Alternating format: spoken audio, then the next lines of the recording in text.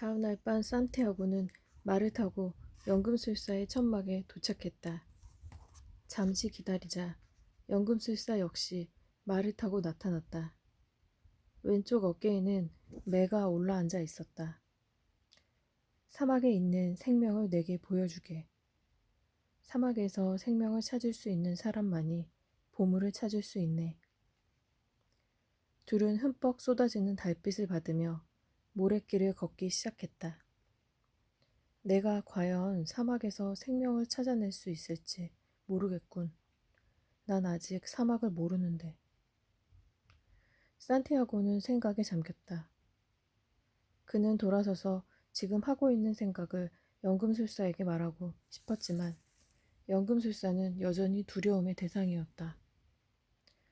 그들은 산티아고가 하늘에서 매들을 보았던 장소에 도착했다. 하지만 이제 그곳에는 침묵과 바람뿐이었다. 저는 사막에서 생명을 찾아낼 수 없습니다. 생명이 있다는 건 알지만 찾아낼 수는 없어요. 그는 기어이 속마음을 털어놓고 말았다. 생명은 생명을 부르는 법. 연금술사가 대답했다. 그 말을 듣는 순간 산티아고는 머릿속이 환해지는 느낌이었다. 그는 곧바로 말의 고삐를 놓아버렸다.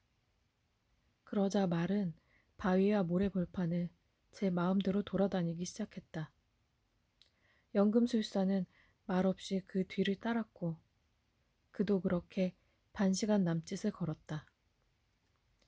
오아시스의 야자나무 숲은 시야에서 사라진 지 이미 오래였다. 다만 사막의 바위들이 밤하늘의 황홀한 달빛을 받아 은색으로 환하게 빛나고 있었다. 산티아고의 말이 돌연 걸음을 멈추었다. 처음 와본 곳이었다. 이곳에 생명이 있습니다. 저는 사막의 언어를 모르지만 제 말은 생명의 언어를 알고 있지요. 그가 연금술사를 돌아보며 말했다. 둘은 말에서 내려섰다. 연금술사는 아무 말도 하지 않았다. 연금술사는 근처의 돌무더기를 유심히 쳐다보더니 천천히 다가가 조심스레 몸을 숙였다. 돌무더기 틈새로 구멍이 하나 뚫려 있었다. 연금술사는 그 구멍 속으로 팔 전체를 어깨까지 밀어 넣었다. 땅속 저 아래에서 뭔가가 움직이고 있는 듯했다. 힘에 부치는지 연금술사의 두 눈이 가늘어졌다. 산티아고에겐 연금술사의 두 눈만 보였다. 어느 순간 연금술사는 움찔 놀라는 표정을 지으며 구멍에서 팔을 빼더니 곧장 일어섰다. 연금술사의 손에는 뱀의 꼬리가 쥐어져 있었다. 산티아고는 화들짝 놀라며 뒤로 물러섰다. 뱀은 미친 듯이 꿈틀대기 시작하며 쉬익쉬익 날카로운 소리로 사막의 정막을 깨뜨렸다. 몇 분 내에 사람의 생명을 앗아간다는 독사 킹 코브라였다. 독을 조심해야 할 텐데.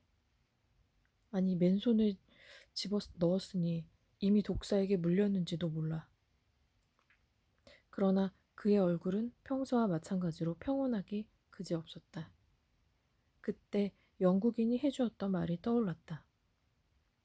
그 연금술사는 200살이 넘어. 그래. 그렇다면 연금술사는 사막의 독사들을 어떻게 다루어야 하는지도 알고 있을 거야. 그렇게 생각하니 조금 안심이 되었다. 연금술사는 말이 서 있는 곳으로 가서 초승달 모양의 긴 칼을 뽑아들고 땅 위에 원을 그렸다.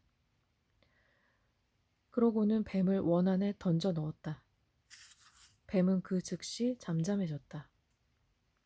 걱정하지 말게. 저놈은 금 밖으론 나오지 않아. 그대가 사막에서 찾아낸 저 생명이 바로 내가 필요로 했던 표지일세. 저 뱀이 왜 중요한 표지가 되나요? 피라미드가 사막에 둘러싸여 있기 때문이지. 이해하기 힘든 대답이었다. 그러나 산티아고는 피라미드 이야기라면 더 이상 듣고 싶지 않았다. 지난밤 이후로 그의 마음은 한없이 무거웠다. 보물을 찾는 여정을 계속한다는 것은 파티마와 헤어져야 한다는 의미였다. 내가 그대를 사막으로 인도하겠네. 연금술사가 말했다. 저는 오아시스에 남고 싶습니다.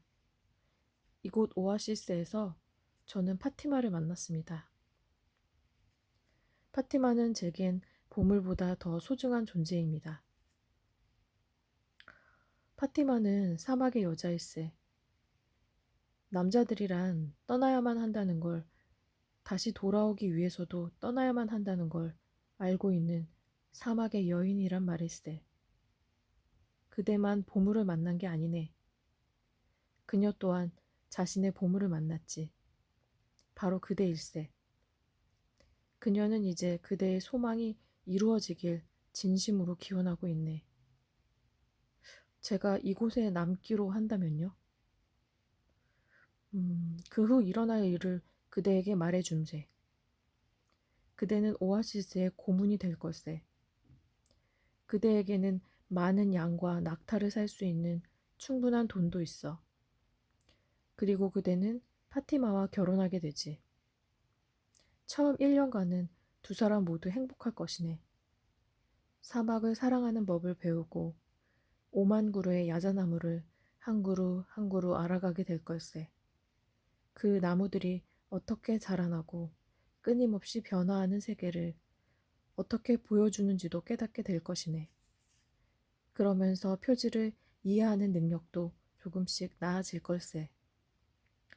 사막은 가장 위대한 스승이기 때문이지. 2년째가 되는 해 그대는 보물의 존재를 기억하게 될 것이네. 표지들은 집요하게 보물의 존재에 대해 말하기 시작할 테고 그대는 그것을 잊으려 무진 애를 쓸 걸세. 그대는 그대의 지식을 오직 오아시스와 오아시스 주민들의 행복을 위해서만 쓰겠지. 부족장들은 그것을 고맙게 생각할 것이고 그대의 낙타들은 그대에게 부와 권력을 가져다 줄 것이네. 3년째가 되는 해에도 표지들은 그대의 보물과 자아의 신화에 대해 끊임없이 이야기할 것이네. 그대는 밤마다 오아시스를 배회하고 파티마는 자신이 그대의 길을 가로막았다는 자책감으로 번민하는 슬픈 여인이 될 것이네. 그럴수록 그대는 그녀를 더욱 사랑하고 그녀도 그대를 변함없이 사랑할 것이야. 그러다 어느 순간 그대는 그녀가 한 번도 그대에게 오아시스에 머물러 달라고 한 적이 없다는 사실을 떠올리게 될 걸세. 사막의 여인은 남편이 돌아오기를 기다릴 줄 알기 때문이지. 그러니 그대는 그녀를 원망할 수 없을 것이네. 하지만 숱한 밤, 모래사막과 야자나무 숲을 배회하면서 그대는 그대의 길을 계속 갈 수도 있었다고. 파티마에 대한 자신의 사랑을 좀 더 믿어도 좋았으리라고 생각하게 되겠지. 그대를 오아시스에 머물게 한 것은 다시는 돌아오지 못할지도 모른다는 그대 자신의 두려움이었기 때문이지.